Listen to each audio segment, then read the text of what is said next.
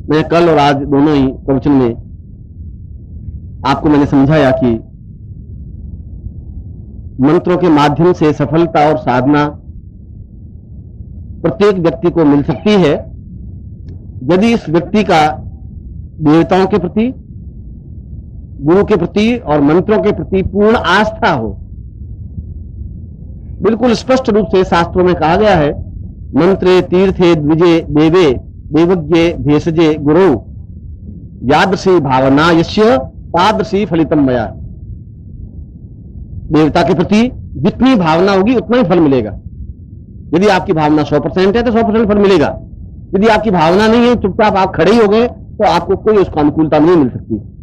ठीक उसी प्रकार से मंत्रों के प्रति, तीर्थ के प्रति भी यदि आपकी भावना है, यदि आप जाएं हरिद्वार में और जाके स्नान करें तो बड़ा पवित्र स्थान है और बड़ी गंगा नदी बड़ी पवित्र है, और यदि आपकी भावना नहीं है तो वहां के लोग उसमें मल विसर्जन करते, टट्टी जाते हैं उसमें जाकर, उनकी भावना है नहीं गंगा के प्रति, और हम जाके स्नान करते हैं, मन में प्रफुल्लता होती है, हम पवित्र हुए। भावनाओं की बात है। साधना में सफलता या सफलता नहीं मिलने के पीछे आपकी भावना की न्यूनता हो सकती है। उसमें आप किसी XYZ को दोष देना व्यर्थ है। गुरु आपको रास्ता बता सकता है। मैं आपको बता सकता हूं कि यहां से चंडीगढ़ कैसे जा सकते हैं। जाना तो आपको ही पड़ेगा, क्योंकि आपको जाना है। आप जाएंगे नहीं और यहां खड़े खड़े 5 दिन बाद मुझे कहें कि चंडीगढ़ तो आया ही नहीं, कहां से पहुंचे, तो आप नहीं पहुंच पाएंगे। इस विशेष आहुतियों के माध्यम से और इस जो मैंने मंत्र आपको दिए हैं, आज इन मंत्रों का मैंने उच्चारण करवाया है, वे चारों वेदों से मैंने लिए हैं। ऋग्वेद से भी, यजुर्वेद से भी, सामवेद से भी और अथर्ववेद से भी। और ये सभी के सभी मंत्र अपने आप में ही अद्वितीय हैं।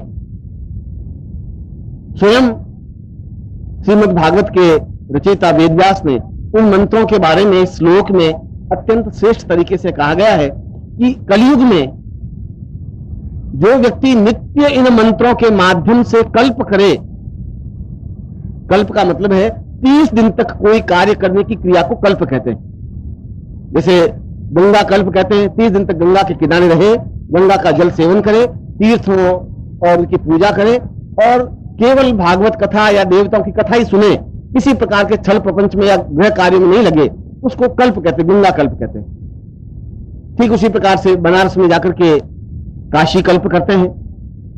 और इसी प्रकार से कल्प शब्द उस भागवत में भी दिया है कि इन मंत्रों के माध्यम से 30 दिनों तक यदि रोज घी की आहुति दे, अपने घर में कोई पात्र बना दे, तांबे का पात्र बना दे, यज्ञ कुंड बना दे छोटा सा, और उसमें छोटी सी लकड़ियां काट करके पहले से रखे, लकड़ियां जला दे और रोज 30 आहुतियां दे, केवल 30 दिन 30 डेज, तो अद्वितीय सफलताएं प्राप्त होती हैं। मैंने आपको पहले बता दिया कि मंत्रे तीर्थे द्विजे देवे देवज्ञे भेषजे गुरु यादृशी भावना, ये पहले समझा दिया आपको। यदि आपकी भावना ही नहीं कि लकड़ियां जलाने से क्या होगा, तो मैं आपको कुछ समझा नहीं सकता। उसको तो कोई दुनिया विधाता भगवान श्री कृष्ण भी नहीं समझा सकता।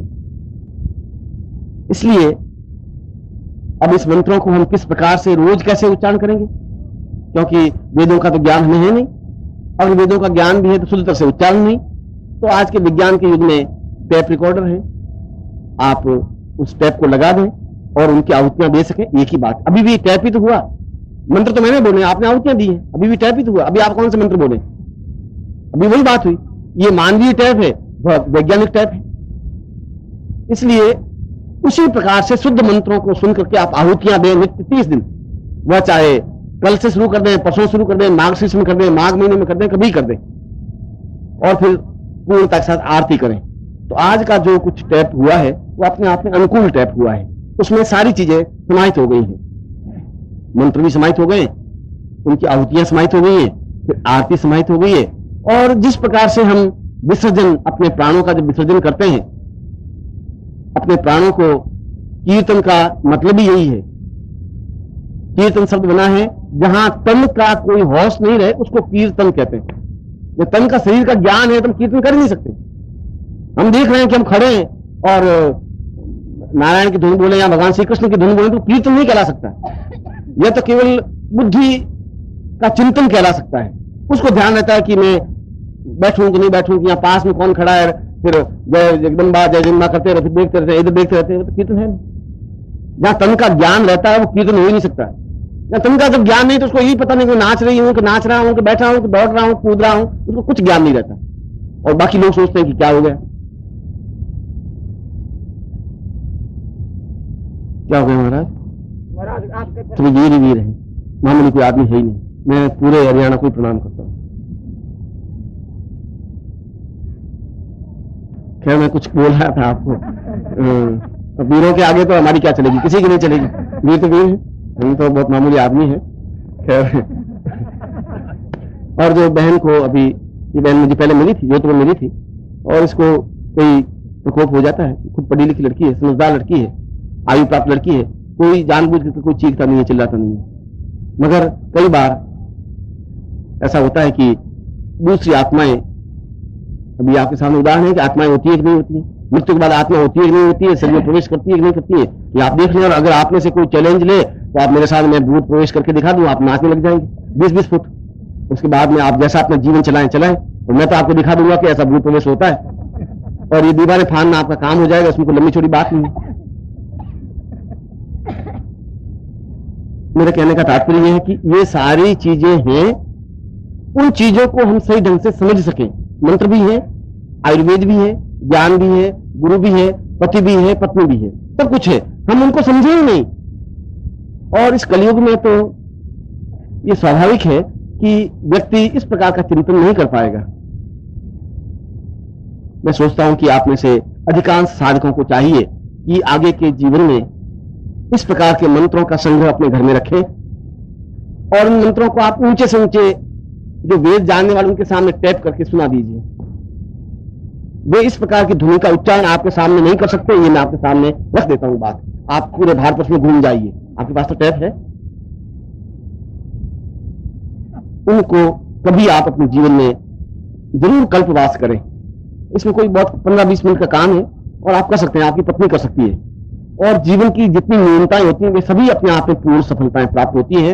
जब मेरे जीवन का अनुभव है तो आपके जीवन का भी अनुभव हो सकता है। जब मैं उसमें अटैचमेंट पूरा रख सकता हूं तो आप भी रख सकते हैं।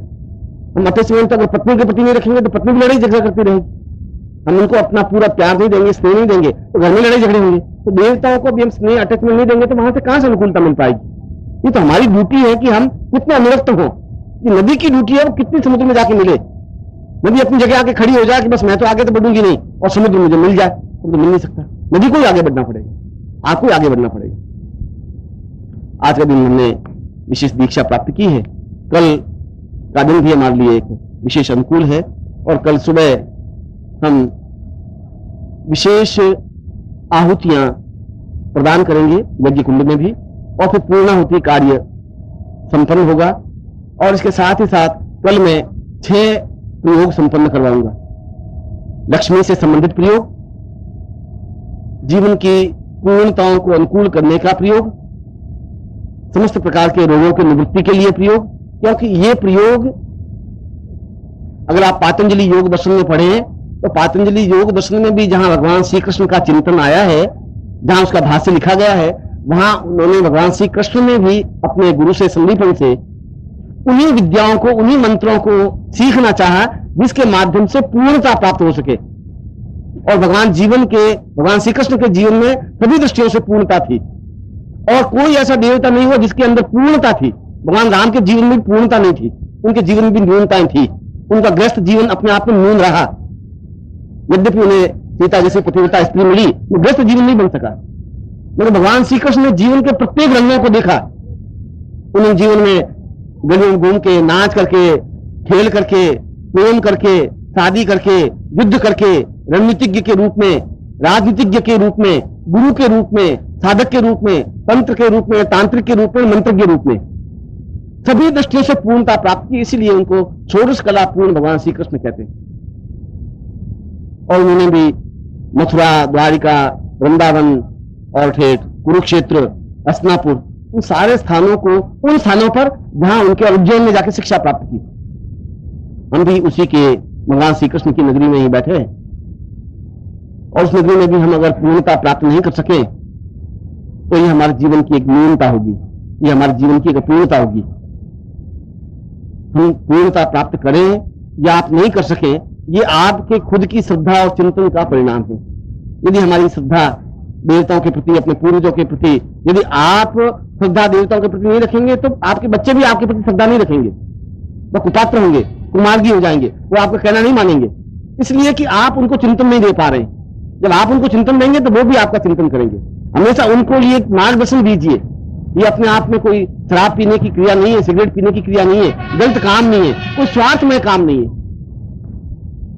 कल सुबह हम उसी साधना कक्ष में बैठ करके उन विशेष साधनाओं को निर्मल जी पूरे समझा देंगे कि तुम्हें कैसी साधना करनी है, और वे साधना दीक्षा प्राप्त करने के बाद ही संभव थी।